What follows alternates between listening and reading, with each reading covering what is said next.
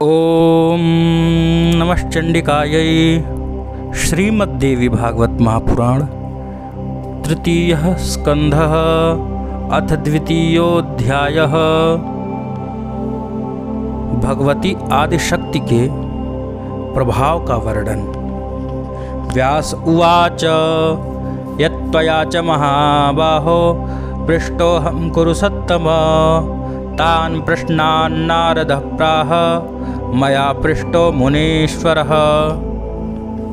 व्यास जी बोले कि हे महाबाहो, हे कुरुश्रेष्ठ, आपने मुझसे ये जो प्रश्न पूछे हैं उन्हीं प्रश्नों को मेरे द्वारा मुनिराज नारद जी से पूछे जाने पर उन्होंने इस विषय में ऐसा कहा था।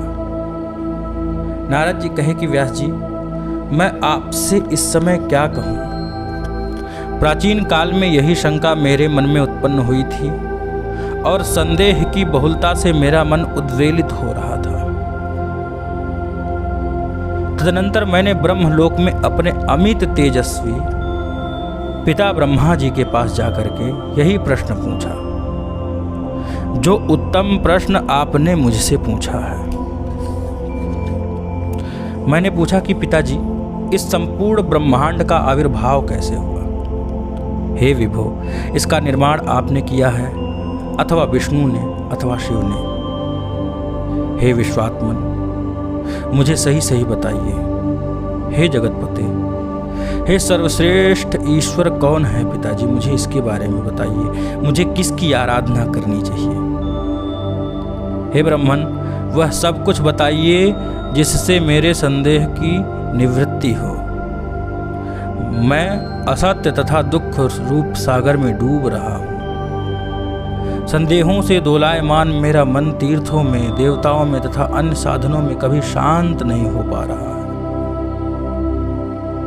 हे परंतप, परम तत्व का ज्ञान प्राप्त किए बिना शांति कैसे मिल सकती है। अनेक प्रकार से उलझा हुआ मन एक जगह स्थिर नहीं हो पा रहा है। मैं किसका स्मरण करूं, किसका यजन करूं, कहाँ जाऊं, किसकी अर्चना करूं, मैं किसकी स्तुति करूं। मैं तो उन सर्वेश्वर परमात्मा को जानता भी नहीं। मेरे द्वारा किए गए दुरूह प्रश्नों को सुनकर लोक पितामह ब्रह्मा ने तब मुझसे कहा कि हे पुत्र, तुमने आज एक दुरूह प्रश्न, उत्तम प्रश्न किया है मुझसे। उसके विषय में मैं क्या कहूं। साक्षात विष्णु द्वारा भी इन प्रश्नों को निश्चित उत्तर नहीं मिल पाया। प्रश्नों को अच्छे से मैं नहीं जान पाया। विष्णु जी द्वारा भी पूर्ण रूप से संभव नहीं है कि इसके बारे में बताया जा सके। हे महामते, इस संसार के क्रियाकलापों में आसक्त कोई भी ऐसा नहीं है जो इस तत्व का ज्ञान रखता हो। कोई विरक्त, निष्प्रिय और विद्वेष रहित ही इसे जान सकता है।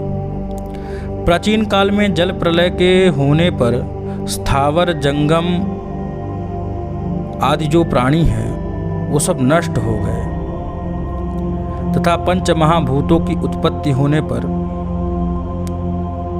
मेरा उस समय में जब महाप्रलय था, पंच महाभूतों की उत्पत्ति होने पर नाभि कमल से मेरी उत्पत्ति हुई थी। उस समय मैंने सूर्य, चंद्र, वृक्षों तथा पर्वतों को नहीं देखा और कमल कर्णिका पर बैठा हुआ मैं विचार करने लगा, इस महासागर के जल में मेरा प्रादुर्भाव किससे हुआ। मेरा निर्माण करने वाला, मेरी रक्षा और युगांत के समय संहार करने वाला प्रभु कौन है। कहीं भूमि भी स्पष्ट दिखाई नहीं दे रही है जिसके आधार पर यह जल टिका है। यह कमल कैसे उत्पन्न हुआ जिसकी उत्पत्ति जल और पृथ्वी के संयोग से ही प्रसिद्ध है। आज मैं इस कमल का मूल आधार पंख अवश्य ही देखूंगा और फिर उस पंख का आधार स्वरूपा भूमि अवश्य मिल जाएगा, इसमें संदेह नहीं है। तदनंतर मैं जल के नीचे उतरा, हजारों वर्षों तक पृथ्वी को खोजता रहा, किंतु जब उसे नहीं पाया तब आकाशवाणी हुई कि तपस्या करो। तत्पश्चात मैं उसी कमल पर आसीन होकर 1000 वर्षों तक घोर तपश्चर्या करता रहा। इसके बाद पुनः एक अन्य वाणी उत्पन्न हुई, सृष्टि करो। इसे मैंने साफ साफ सुना। उसे सुनकर व्याकुल चित्त वाला मैं सोचने लगा किसका सृजन करूं और किस प्रकार करूं। उसी समय मधुकैटभ नाम वाले 2 भयानक दैत्य मेरे सम्मुख आए। उस सागर में युद्ध के लिए तत्पर उन दोनों दैत्यों ने मुझसे युद्ध करना चाहा और मैं अत्यंत भयभीत हो गया। मैं उसी कमल की नाल का आश्रय लेकर जल के भीतर उतरा और वहां एक अत्यंत अद्भुत पुरुष को देखा। उनका शरीर मेघ के समान श्याम वर्ण वाला है। मेघश्याम शरीरस्तु पीतवासाश्चतुर्भुजः शेषसायी जगन्नाथो वनमाला विभूषितः शंखचक्र गदा पद्माद्यायुधैश्वरवा सुविराजितः तमद्राक्षम महाविष्णुम शेष पर्यंकशायिनम। कि उनका शरीर मेघ के समान श्याम वर्ण वाला, वे शंख चक्र गदा पद्म आदि आयुध धारण किए हुए थे। इस प्रकार मैंने शेषनाग की शैया पर शयन करते हुए उन महाविष्णु को देखा।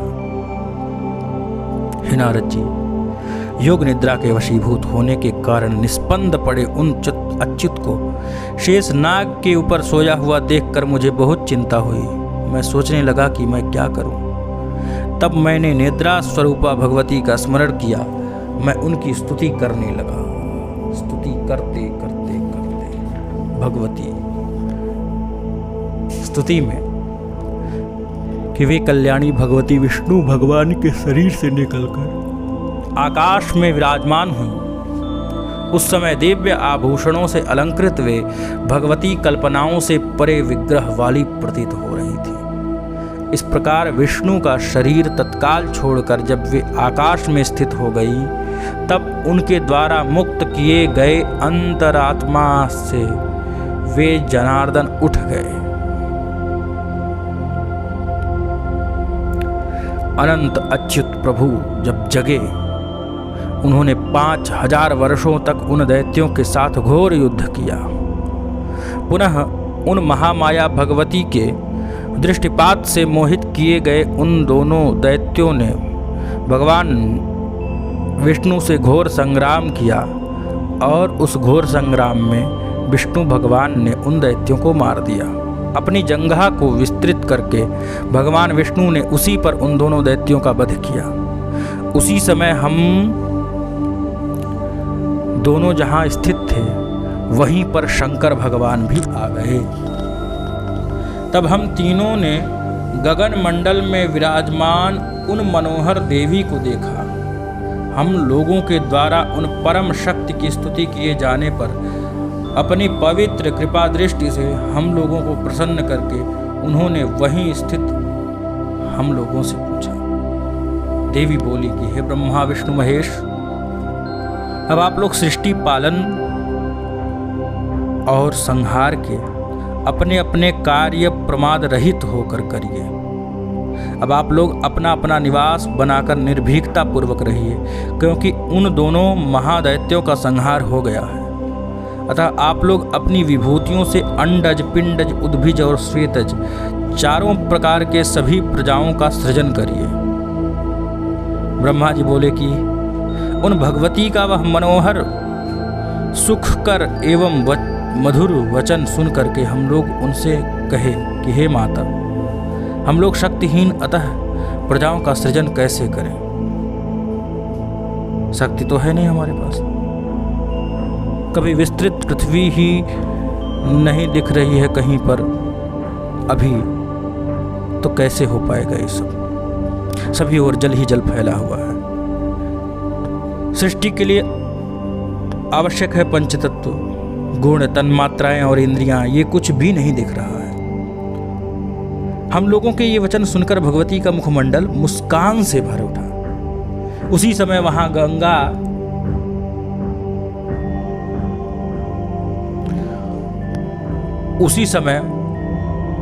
आकाश से एक रमणीक विमान आ पहुंचा तत्पश्चात उन भगवती ने कहा कि हे देवताओं, आप लोग निर्भीक होकर इस विमान में इच्छानुसार बैठ जाएं। हे ब्रह्मा विष्णु महेश, मैं आप लोगों को आज इस विमान में एक अद्भुत दृश्य दिखाऊंगी।